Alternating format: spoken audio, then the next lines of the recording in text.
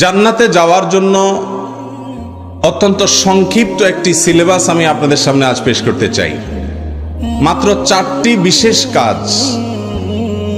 এই কাজগুলোকে গুরুত্বের সাথে যদি আপনার জীবনে বাস্তবায়ন করতে পারেন, কোরআন এবং হাদিসের নির্যাস থেকে আমরা বলতে পারি ইনশাআল্লাহ এই সময়ে আপনার জন্য জান্নাতে যাওয়া অনেক সহজ হবে।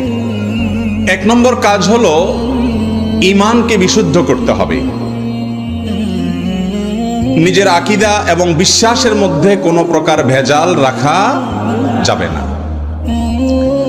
কারণ ঈমান হলো আমাদের পাসপোর্টের মতো, আইডেন্টিটির মতো। আখিরাতের প্রত্যেকটি ঘাঁটিতে ঈমানের পাসপোর্ট, ঈমানদারিতার পরিচয় যদি আপনার মধ্যে থাকে, আল্লাহ রাব্বুল আলামিনের ফেরেশতারা আপনার সঙ্গে বিশেষ আচরণ করবেন ইনশাআল্লাহ। এই জন্য আপনার ঈমানটাকে পিওর করতে হবে, খাঁটি করতে হবে, ভেজাল মুক্ত করতে হবে। জান্নাতে যাওয়ার জন্য প্রথম কাজ হলো এটা, 4 কাজের প্রথম কাজ।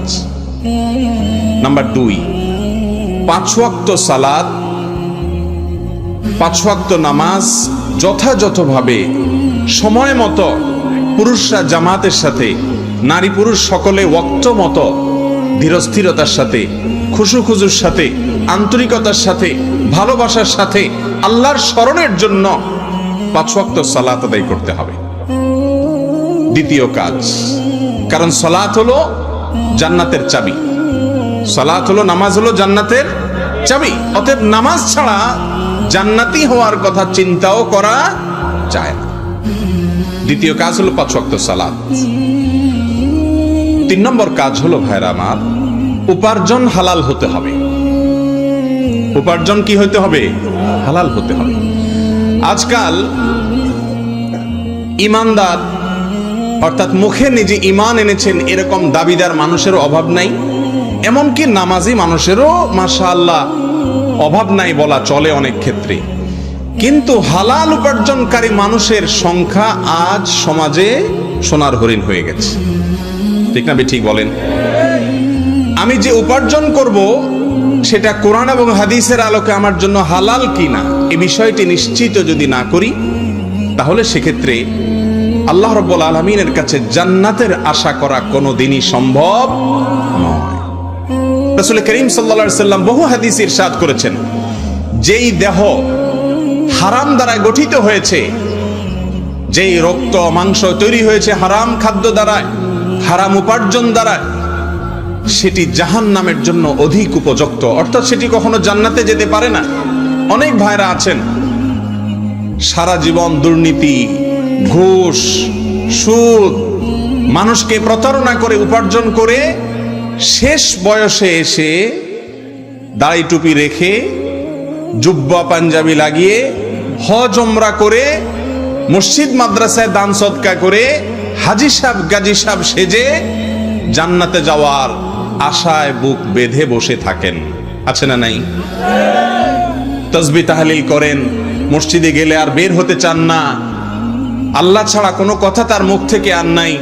মাশাআল্লাহ অনেক ইবাদত বন্দেগী করেন, কিন্তু সারা জীবন উপার্জন যা করেছেন তার বেশিরভাগই 2 নম্বর পথে, অবৈধ পথে, হারাম পথে, মানুষের রক্ত চুষে, অন্যায়ভাবে দুর্নীতি করে, ঘুষের মাধ্যমে, সুদের মাধ্যমে, নানা রকম অপকর্মের মাধ্যমে। এরকম লোকজন আমাদের সমাজে আছে না নাই? বরং আমার মতো অনেক হুজুর বা আমাদেরও উপার্জনের মধ্যে শতভাগ ঝামেলা মুক্ত উপার্জনওয়ালা মানুষ আজ পাওয়া কঠিন হয়ে গেছে। ভাইরা আমার, সবাই মনে করে টাকা হইলে বাঘের মাথাও পাওয়া যায়।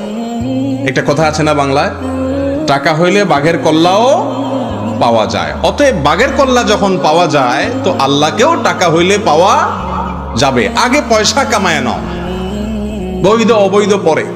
মালদার হয়ে গেলে, কোটিপতি হয়ে গেলে হুজুররাও জিহাজ হিসাব করবে, ঠিক না? ঠিক। মসজিদে গেলে ইমাম সাহেব, খতিব সাহেব মাহফিলে এসে 50,000 1 লাখ টাকা দিবে, বক্তা সাহেব বলে দিবে, আল্লাহ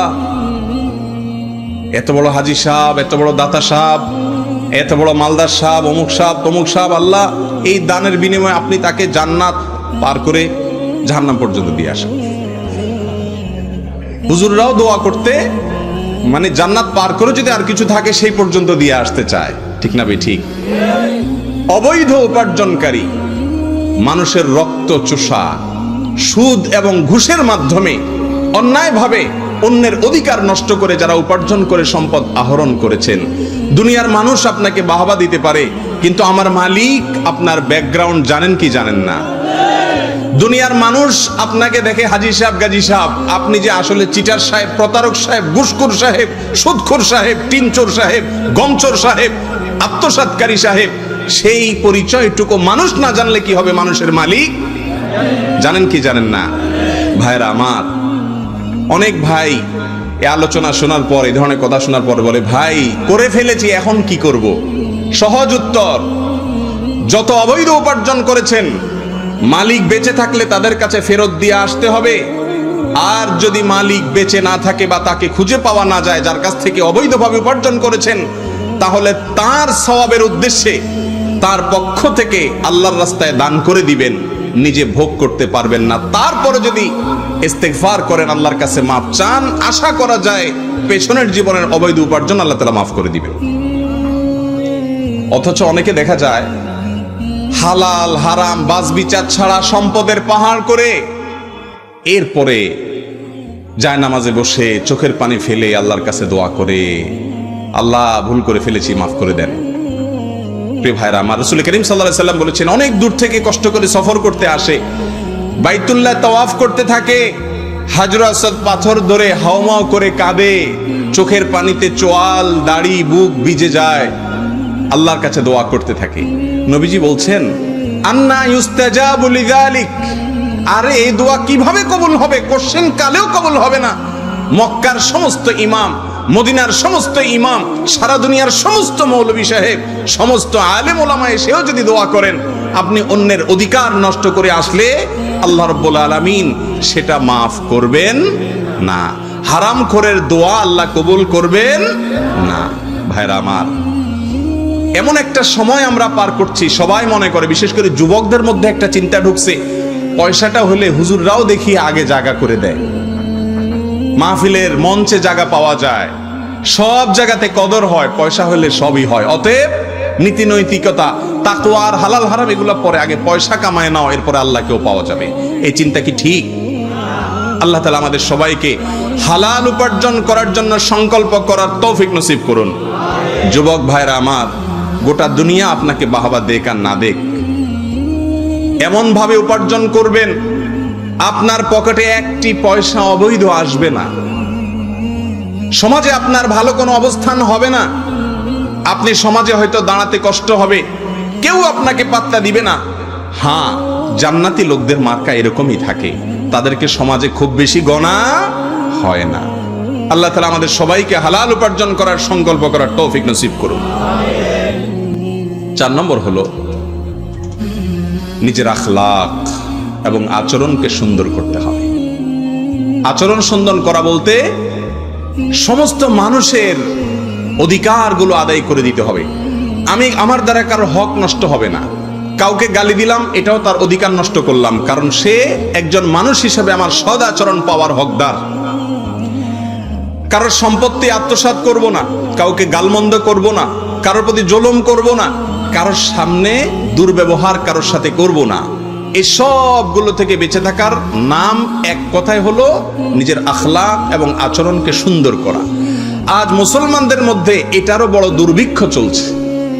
লম্বা দাড়ি নিয়েও গালমন্দ করে, স্ত্রীর সাথে আচরণ খারাপ করে, অধীনস্থ লোকদের সাথে ব্যবহার খারাপ করে, রাস্তাঘাটে মানুষের সাথে ঝগড়া করে, আখলাক নষ্ট করে, আছে না নাই? ভাইরা আমার, কিছু কাজ আজকাল করা অনেক সহজ, আমি সেগুলো বলি নাই। আবারও বলছি, জান্নাতে যাওয়ার জন্য 4টি বিশেষ কাজ, এগুলোকে গুরুত্বের সাথে করবেন। ইসলামের অন্যান্য সমস্ত বিধিবিধানগুলো তো অবশ্যই মানতে হবে। এই যুগে বিশেষ করে 4টি কাজকে যদি আপনি খেয়াল করেন, কোরআন এবং হাদিস থেকে বোঝা যায় জান্নাতে যাওয়া আপনার জন্য অনেকখানি সহজ হবে ইনশাআল্লাহ। 1 নম্বর, নিজের ঈমানকে বিশুদ্ধ করবেন, আকীদাকে খালেজ করবেন, ভেজাল মুক্ত করবেন, ঈমানটার একটু খোঁজ খবর নেবেন। 2, 5 ওয়াক্ত সালাতকে যথাযথভাবে পুরুষরা জামাতের সাথে, নারী পুরুষ সকলে ওয়াক্ত মতে যথাসম্ভব তাড়াতাড়ি বলতে ওয়াক্ত হওয়া শুরুর অংশে এবং ধীরস্থিরতার সাথে আদায় করবেন। 5 ওয়াক্ত নামাজ ছাড়বেন না জীবনে মরে গেলেও। নাম্বার 3, উপার্জন যা করবেন সেটা যেন শতভাগ হালাল হয়, হারাম উপার্জন থেকে বেঁচে থাকবেন। 4 নম্বর হলো নিজের আচরণটা সুন্দর করবেন। আল্লাহ তাআলা আমাকে, আপনাকে, আমাদের সবাইকে এই 4টি গুণ নিজের ভিতরে অর্জন করার এবং ধারণ করার তৌফিক নসিব করুন। জাযাকুমুল্লাহু খায়রা ওয়া আখিরু দাওয়ানা আনিল হামদুলিল্লাহি রাব্বিল আলামিন।